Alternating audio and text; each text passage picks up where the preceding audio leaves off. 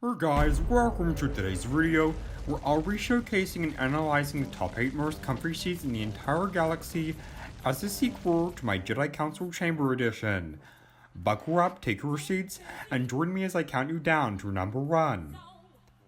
There were many wonderful seats that occupied the galaxy and fulfilled a variety of important purposes ranging from political discussions in meeting rooms, cockpits on intricate and highly important space vehicles, and just your casual seat to sit on. No matter your comfort requirements, there is a seat somewhere in the galaxy to meet your needs, so without further ado, let's jump right in.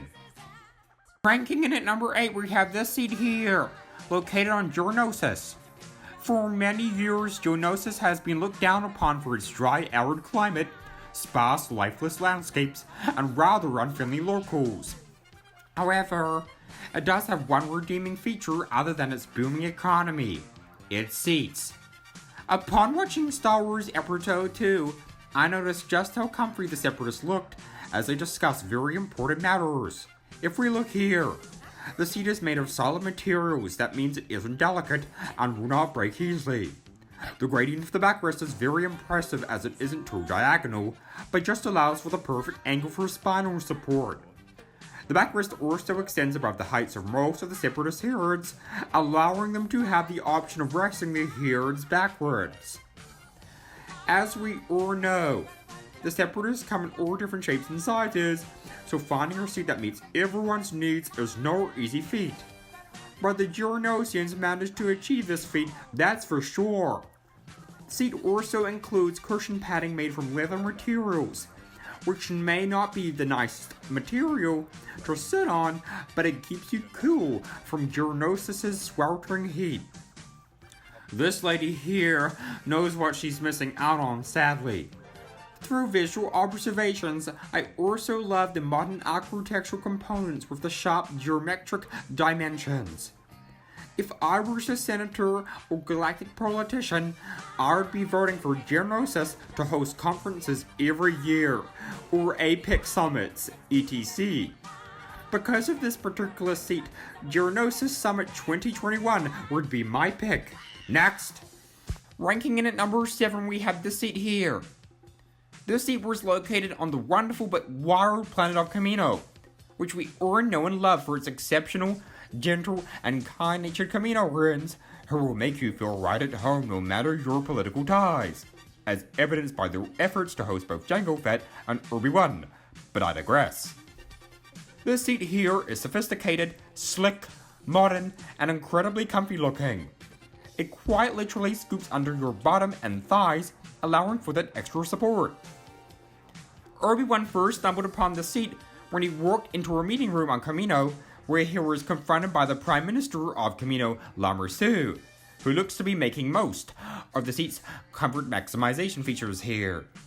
The seat contains inbuilt mood lighting, which strives to induce maximized relaxation. And this immature Mancer is not making the most of the seat's curvy backrest, but it is very evident that if you lean back, you would be met with nothing but comfort.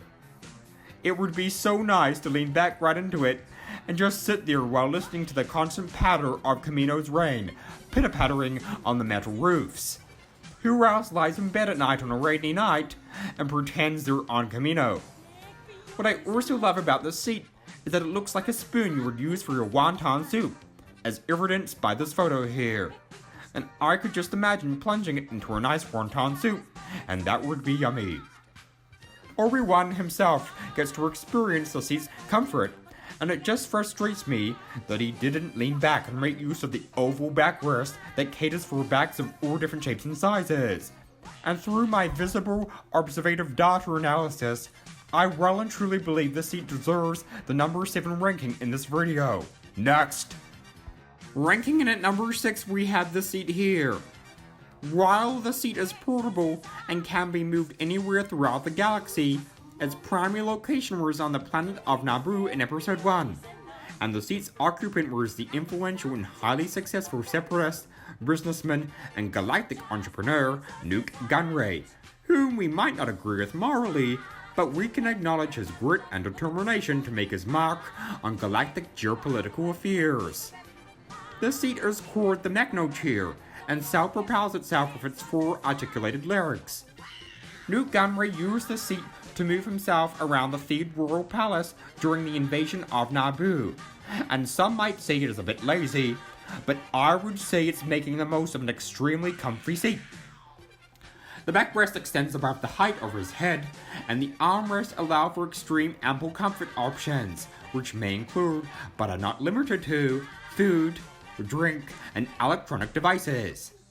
The seat also employs the use of ample seat width, which allows Newt to spread his legs, which I feel like Disney would be very offended by because it is man-spreading.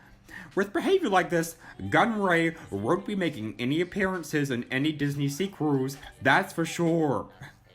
This seat does and would jostle around a bit because of the nature of the self-propelling leg structure, but that ain't a bad thing. Sometimes motion movement induces relaxation, which can then induce sleep, which when you're Nuke, you need because you're busy running the entire Separatist movement. Anyways, I digress. Overall, this seat looks immensely comfy, and I love its multi-dimensional architectural qualities. Next! Ranking in at number 5, we have this seat here, which is located on the planet Tatooine. Okay, I know what you're probably thinking. This isn't a seat. Well, it kind of is. It's Jabba's throne, which doesn't technically ascribe to seats as we know them, but it is a piece of furniture, and I wouldn't really know what else to call it other than a seat that facilitates the mechanisms of comfort. This seat is large, flat, and fits individuals of all different shapes and sizes. If it can fit Jabba, then it can fit anybody. On this seat, you can rest your body in a wide variety of different positions, whether it be lying down, leaning on your side, sitting up, sitting with your arms and legs folded, lying on your back, and so on. My visual analysis tells me that these cushions create an effective contrast with the hard concrete materials utilized in this simple but extravagant piece of furniture that will have you feeling like a king. Jabba truly makes the most of the seat's flexible features, and what my visual analysis has caused me to appreciate is the fact that it can fit multiple different individuals at once and still be comfy at the same time, as shown here. Whoa. This seat establishes a sense of community within Jabba's palace, and community also provides comfort. Every time we see Jabba throughout Star Wars, he is always looking as cool, calm, collected, and as relaxed as ever, ultimately deserving this slightly unorthodox seat/throne, the number 5 ranking in this top 8 list. Next! Ranking in at number 4, we have the seat here. I know the seat isn't technically located on a planet, but if we were to ascribe it a location, it would probably be Coruscant, because it is where it ends up, and through research, it was probably manufactured on the Quarren world of Pamant.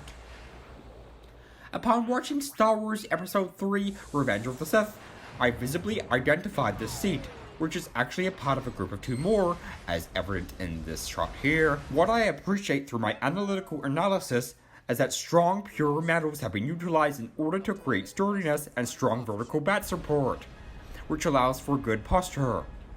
In this scene here, Anakin, Obi-Wan, and Emperor Palpatine all find themselves plummeting from a high altitude as the ship breaks to pieces around them. Despite the external carnage that is taking place around them, these 3 seats, which are all the same, manage to keep each of them stable and secure in a seemingly hopeless situation. Whilst the backrest is notably sturdy, there is the space here which means no option for headrest, and could potentially increase chances of whiplash from lack of support.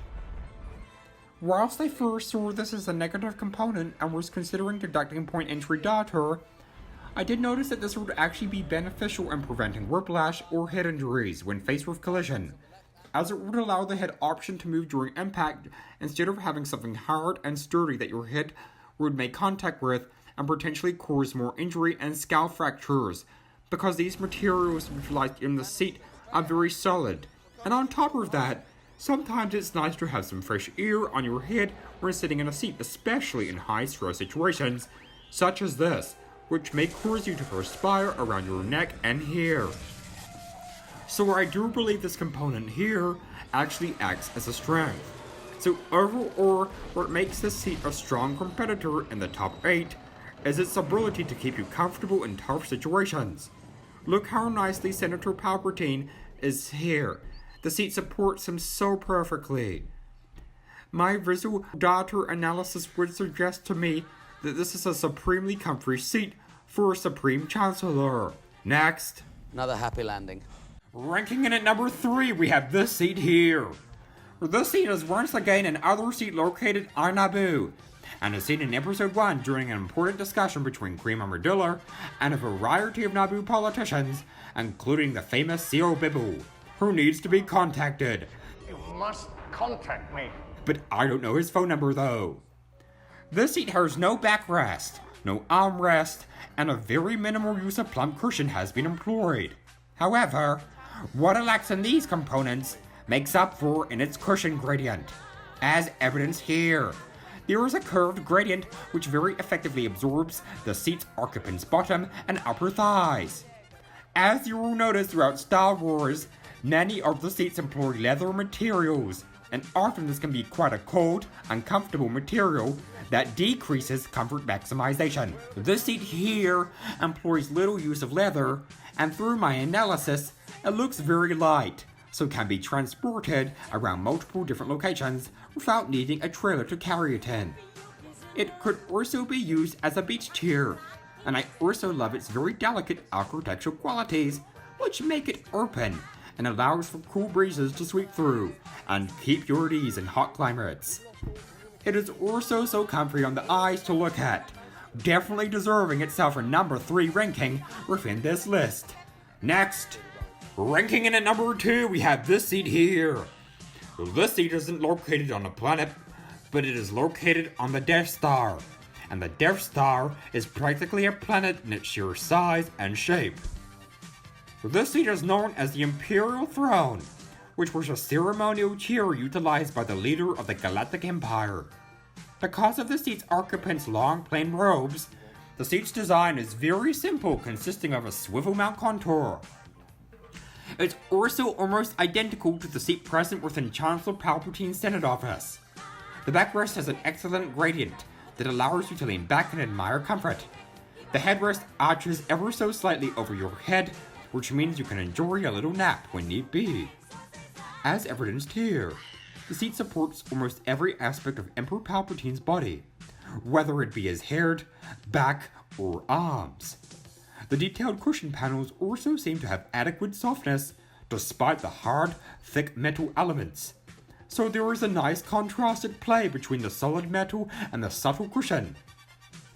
The volume of the leather plumpness is just right, as evidenced here. There is just enough. Not too little, not too much. No wonder Emperor Palpatine only wants to sit and look out through the window all day long. I bet he has had many naps in that seat. Just because you're one of the most powerful Force-sensitive individuals in the galaxy does not mean you don't need rest. And in order to have that rest, you need a good seat. And trust me, based on my visual observations, this is a good seat. Next. Now for the moment you've all been waiting for, and ranking in at number 1 we have none other than the seat here located on Home 1, also known as Headquarters Frigate. From its neck support, the gradient of the backrest, its swift maneuverabilities, or its built-in tray for foods, equipment, and storage, this seat truly has it all. I understand that this is not a seat you would usually find in a home or office, but it is a seat of immense comfort that just cannot be ignored. And in this seat, Admiral Akbar helped win the battle of Endor, which was crucial in defeating the Empire.